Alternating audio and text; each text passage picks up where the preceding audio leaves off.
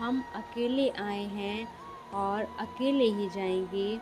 हम जैसा कर्म करेंगे वैसा ही फल पाएंगे। श्री कृष्ण कहते हैं, जो बीत गया उसे भूल जाओ, जो कर रहे हो उस पर विश्वास रखो, जो होगा उसकी चिंता छोड़ो। बस तुम्हें मात्र अपने कार्य पर करने हैं। प्रसिद्ध कार्य करने का काम नियति का है। एक बार एक भीष्म पिता ने श्री कृष्ण से पूछा, जल से पतला क्या है, भूमि से भारी कौन है, और अग्नि से तेज क्या है, और कौन है जो काजल से काला है। श्री कृष्ण ने मंदमोहनी मुस्कान के साथ उत्तर दिया, भीष्म पिता, जल से पतला ज्ञान है, और भूमि से भारी पाप है, और अग्नि से तेज क्रोध है, और काजल से काला कलंक है। श्री कृष्ण कहते हैं, परिस्थितियों से भागो मत, उनके सामने डट कर खड़े रहो। कर्म करना ही मानव जीवन का प्रथम कर्तव्य है। हम कर्मों के द्वारा ही परेशानियों से जीत सकते हैं। दुनिया नहीं जानती कि हम सभी का अंत यहीं पर होना है, लेकिन जो लोग इस सत्य को जानते हैं उनके सारे झगड़े एक बार में खत्म हो जाते हैं। जब तक आप अपनी समस्याओं को एवं अपनी कठिनाइयों की वजह दूसरों को मानेंगे, तब तक आप अपनी समस्याएं एवं कठिनाइयों को मिटा नहीं सकते। लेकिन आप अपनी आदतों को बदल सकते हैं, और निश्चित रूप से अपनी आदतों से आपका भविष्य बदल सकता है। अगर हम परिवर्तन के लिए दूसरे व्यक्ति की आने की उम्मीद करेंगे तो परिवर्तन नहीं आएगा, बल्कि हमें खुद उसको आगे लाना है। होगा जो कुछ भी तुम्हारे भाग्य में, वह अवश्य उचित समय पर तुम्हें मिलेगा। तुम क्यों परेशान होते हो? जो भाग्य में नहीं है मैं कभी नहीं मिलेगा। तुम व्यर्थ ही प्रयास कर रहे हो। इसीलिए जो मिला है उसे उचित तरीके से बिना फल के काम किए करो। जन्म सफल तभी होगा जब कोई आपका दिल दुखाए तो बुरा मत मानना। कुदरत का नियम है, जिस पेड़ पर सबसे ज़्यादा अधिक मीठे फल होते हैं उसको सबसे ज़्यादा पत्थर पड़ते हैं। जब टूटने लगे हौसला तो बस यह याद रखना, बिना मेहनत के हासिल तख्तो ताज नहीं होते। अंधेरे में ही मंजिल की जुगनू कभी रोशनी के मोहताज नहीं होते। अगर केवल ज़रूरत पर ही अपनों को याद करते हैं तो बुरा मत मानिए, बल्कि गर्व कीजिए, क्योंकि मोमबत्ती की याद तभी आती है जब अंधेरा होता है। समय और स्थिति कभी भी बदल सकती है, इसीलिए कभी किसी का अपमान मत करो। माना कि आप शक्तिशाली हैं, पर समय आपसे भी अधिक शक्तिशाली है। कुछ बनना है तो पानी जैसा बनो। अपना रास्ता खुद बनाता है, जो दूसरों का भी रास्ता रोक लेता है। सभी व्यक्तियों को सजा से डर लगता है, सभी मौत से डरते हैं। बाकी लोगों को भी अपनी तरह समझो। खुद किसी जीव को ना मारो, और दूसरों को भी ऐसा करने से मना करें। हम चाहे तो अपने आत्मविश्वास और मेहनत के बल पर अपना भाग्य खुद लिख सकते हैं। और अगर आपको अपना भाग्य लिखना नहीं आता तो परिस्थितियाँ हमारा भाग्य लिख देती हैं। हर किसी के अंदर अपनी ताकत और अपनी कमजोरी होती है। मछली जंगल में दौड़ नहीं सकती, उससे पानी में राजा बन सकता है। और इसीलिए अहमियत सभी को देनी चाहिए। श्री कृष्ण कहते हैं, कर्म पर तुम्हारा अधिकार है, लेकिन कर्म के फलों में नहीं। इसीलिए कर्म को फलों के लिए मत करो, ना ही किसी काम को करने को तुम्हारी आ सकती है। क्रोध से मनुष्य की मति मारी जा सकती है, जिससे स्मृति भ्रमित हो जाती है। स्मृति के भ्रमित हो जाने से मनुष्य की बुद्धि नष्ट हो जाती है और बुद्धि का नाश हो जाना मनुष्य खुद अपना नाश कर बैठता है। अगर संसार में आए हो तो संघर्ष हमेशा ही रहेगा। श्री कृष्ण ने हर परिस्थितियों को जीता है और जिया है। समय और ज़रूरत बदलते हैं, सबके चेहरे बेनकाब हो जाते हैं। पता नहीं, या तो हमें कुछ कमी आ जाती है या वह अभिनय अच्छा कर लेते हैं। दर्द का एहसास तब होता है जब खुद को ठोकर लगती है, वरना दूसरों को तो सिर्फ लहू ही नज़र आता है, दर्द नहीं। लोग कहते हैं ज़िंदगी मिली है अपने हिसाब से जीने के लिए, लेकिन वही लोग सुबह होते ही किसी और के हिसाब से जीने चले जाते हैं। यदि आप समस्याएं का हल नहीं निकाल सकते तो फिर चिंता क्यों करनी, और यदि समस्या का कोई समाधान नहीं तो फिर चिंता क्यों करनी।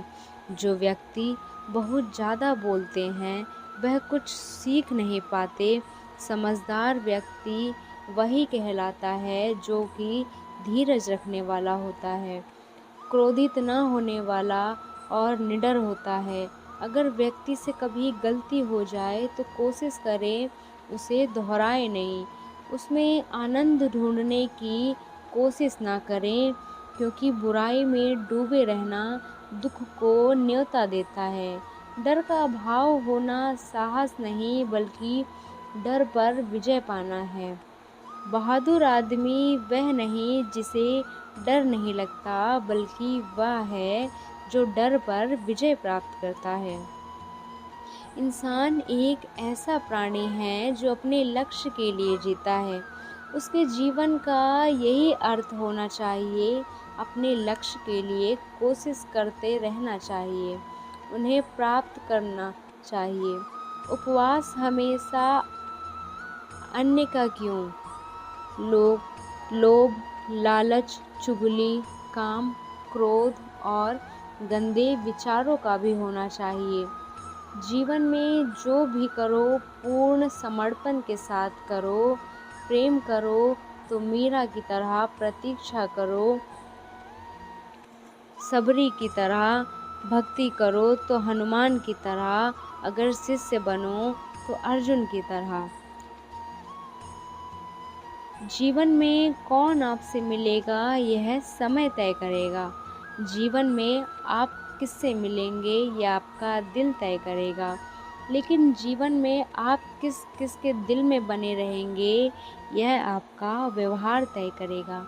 इंसान को अपनी खुद की नज़र में सही होना चाहिए, क्योंकि दुनिया तो भगवान से भी दुखी है।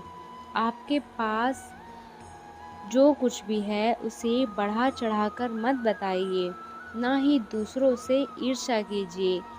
जो भी दूसरों से ईर्ष्या करता है उसका मन कभी शांत नहीं रहता। आप चाहे कितने ही पवित्र हो शब्द पढ़ लीजिए, आप कितने ही पवित्र शब्द बोल लीजिए, लेकिन आप उन्हें अपने जीवन में नहीं उतारेंगे तो उसका कोई लाभ नहीं। जीवन में सुख दुख आते हैं और चले जाते हैं, लेकिन इसी आने जाने के बीच कहीं कैसा सुख होता है जो कभी नहीं आता, और कहीं एक ऐसा दुख होता है जो कभी नहीं जाता। जो पिता के पैरों को छूता है वह कभी गरीब नहीं होता। जो माँ के पैरों को छूता है वह कभी बदनसीब नहीं होता। जो भाई के पैरों को छूता है वह कभी उदास या दुखी नहीं होता, और जो बहन के पैर को छूता है वह कभी चरित्रहीन नहीं होता। संसार में परेशानी देने वाले की हस्ती कितनी भी बड़ी हो, भगवान की कृपा दृष्टि से बड़ी कभी नहीं हो सकती। मनुष्य अकेला पाप करता है, बहुत से लोग आनंद उठाते हैं। आनंद उठाने वाले तो बच जाते हैं, परंतु पाप करने वाला दोष का भागी होता है। जीवन का दुखद और परिवर्तनशील पड़ाव को पार करने का एक ही मार्ग है, अपने धैर्य का अंत विस्तार कर लो। हम शिकायत कर सकते हैं क्योंकि गुलाब की झाड़ियों में कांटे हैं, या फिर खुश हो सकते हैं क्योंकि कांटों की झाड़ियों में गुलाब हैं। सत्य हर बार शुभ और मंगल कार्य नहीं लेकर आ सकता, और झूठ हर बार अशुभ और अमंगलकारी नहीं होता। एक बार एक मूर्तिकार अपने छेनी और हथौड़े से पत्थर को भगवान की मूर्ति बनाने का प्रयास कर रहा था। जैसे ही वह छेनी पर अपना हथौड़ा चलाता, पत्थर चिल्लाने लगता, ये क्या कर रहे हो? मुझे क्यों मार रहे हो? इतने में मूर्तिकार ने कहा, मुझे पता है तुम्हें तकलीफ हो रही है, तुम्हें पीड़ा हो रही है, लेकिन मेरा यकीन मानो, तुमने अगर इस दर्द को नहीं सहा तो जीवन भर इसी प्रकार से पड़े रहोगे। मुझे पता है तुम्हें आगे बढ़ने की अपार संभावना है, तुम एक अच्छे पत्थर हो। लेकिन पत्थर नहीं माना। फिर इतना कहकर मूर्तिकार ने अपना औजार उठाया, पत्थर पर चलाने लगा। पत्थर विनती करने लगा, मुझे मेरे हाल पर छोड़ दो। जीने के लिए क्या सही है और क्या गलत मुझे मत समझाओ। इतना कहकर वह जोर जोर से चिल्लाने लगा। उस मूर्तिकार ने उस पत्थर को फिर से समझाने की कोशिश की कि ज़्यादा अधीर मत बनो, अपने पर संयम रखो, थोड़ी देर की बात है। तुम यदि आज इस दर्द को सह लोगे तो मैं तुम्हें भगवान की मूर्ति के रूप में स्थापना कर दूंगा। फिर दूर दूर से लोग तुम्हारी पूजा करने आएंगे, पंडित लोग तुम्हारी सेवा करेंगे। लेकिन पत्थर ने उस मूर्तिकार की एक न मानी। वह चिल्लाता रहा और अपनी बात पर अड़ा रहा। मूर्तिकार ने बहुत प्रयास किया पत्थर को मनाने का, लेकिन पत्थर नहीं माना। मूर्तिकार थक चुका था, उस पत्थर को छोड़कर आगे बढ़ गया। थोड़ी दूर जाकर उसे एक बहुत अच्छा पत्थर मिला। उस पत्थर को मूर्ति बनाने के लिए तैयार हो गया।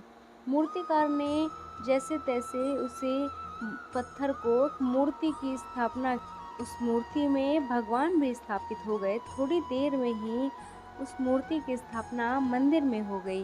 धीरे धीरे लोग पूजा पाठ करने आने लगे। वह मंदिर बहुत ही ज़्यादा प्रसिद्ध हो गया। अब धीरे धीरे करके दूर दूर से गांव के लोग वहां पूजा पाठ करने आने लगे। फिर एक दिन उस पत्थर को उसी मंदिर में लाया गया और उसे एक कोने में रख दिया गया। आते जाते उस पर नारियल फोड़ते लोग, और वह कोई नहीं, वही पत्थर था जिसने वो दर्द नहीं सहा था। अब वह मन ही मन बहुत पछता रहा था और दुखी हो रहा था, और अपने आप को कोस रहा था। काश उस दिन उस तकलीफ को सह लिया होता तो आज वहाँ मेरी पूजा होती।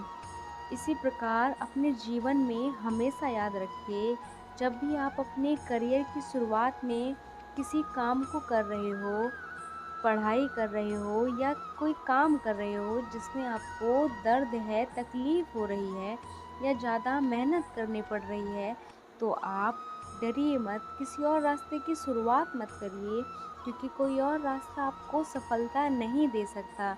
अगर आप उस दर्द को आज सह लोगे तो जीवन में ज़्यादा मजबूत बन जाओगे और हमेशा आगे बढ़ते रहोगे। हमेशा याद रखना, आपको पहले पत्थर की तरह नहीं, दूसरे पत्थर की तरह बनना है। दोस्तों, इस वीडियो में बस इतना ही। अगर आपको हमारे वीडियो पसंद आए तो हमारे वीडियो पर लाइक करें, चैनल को सब्सक्राइब करें। मिलते हैं अगले वीडियो में, तब तक के लिए अपना ख्याल रखिए। हरे कृष्णा।